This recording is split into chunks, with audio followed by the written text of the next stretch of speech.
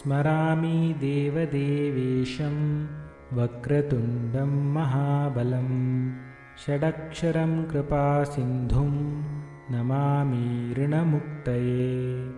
एकाक्षरं ह्येकदन्तम् एकं ब्रह्म सनातनम् एकमेवाद्वितीयं च नमामि ऋणमुक्तये। महागणपतिं देवं महासत्त्वं महाबलं महाविघ्नहरं शम्भोः नमामि ऋणमुक्तये। कृष्णाम्बरं कृष्णवर्णं कृष्णगन्धानुलेपनं कृष्णसर्पोपवीतं च नमामि ऋणमुक्तये।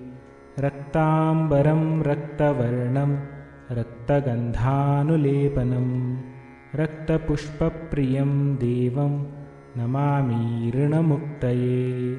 पीताम्बरं पीतवर्णं पीतगन्धानुलेपनं पीतपुष्पप्रियं देवं नमामि ऋणमुक्तये।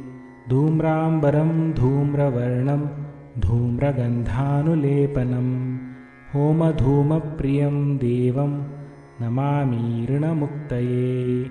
फालनेत्रं फालचन्द्रं पाशाङ्कुशधरं विभुं चामरालङ्कृतं देवं नमामि ऋणमुक्तये।